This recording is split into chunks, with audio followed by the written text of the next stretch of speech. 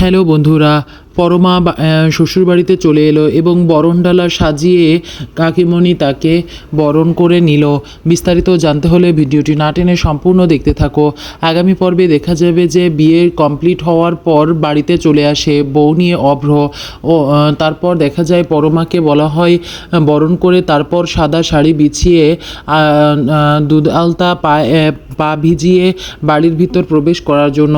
কিন্তু যখন থালায় পা ডোবায় পরমা তখন দেখে যে হঠাৎ করে পা পিছলে পড়ে যায় পরমা এবং সম্পূর্ণ দুধ পানি ও জলটা একদম পানিতে ফ্লোরে পড়ে যায় এবং দেখে অভ্রের মা বলে ওঠে, এ কি অমঙ্গল, তোমার বাবা মা কি তোমাকে বাড়িতে কিছুই শেখায়নি?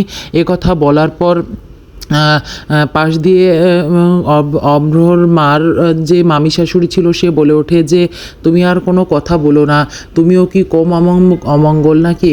এসেই তো আমাদের ছেলেটাকে খেয়ে নিয়েছো। কথা বলার পর অভ্র বলে, সবাই একটু চুপ থাকো না, হয়তোবা কোনো সমস্যা হচ্ছে ওর, এই কারণেই ও পড়ে গিয়েছে। তারপর দেখা যায় যে ওর মা অভ্রর মা পরমাকে রাগারাগি করে এবং বলে যে তোমাকে কি তোমার বাবা মা কোনোই শিক্ষা দেয়নি?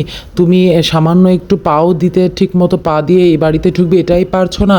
তখন পরমাও উচিত জবাব দিয়ে দেয়। পরমা বলে, এখানে শিক্ষার কি হলো, আমি একটু শরীর ক্লান্ত তাই এভাবে উঠছি, আপনি যদি বলেন আমি বাড়িতে ফিরে যাই, আমি না হয় বলবো যে আপনি আমাকে তাড়িয়ে দিয়েছেন। তখন অভ্রর মা বলে, বাবা এ মেয়ে তো সাধারণ মেয়ে না, এর তো অনেক মুখে মুখে কথা আছে। এই সব বলার পর অভ্রর চাচা বলে যে তাকে নিয়ে বাড়িতে ঢুকে যেতে এবং সব কিছু স্বাভাবিক করে নিতে।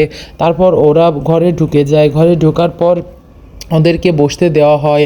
এদিকে দেখা যায় আদিত্য ও সুদীপার মধ্যে অনেক গ্যাঞ্জাম ঝগড়াঝাটি লেগেই থাকে।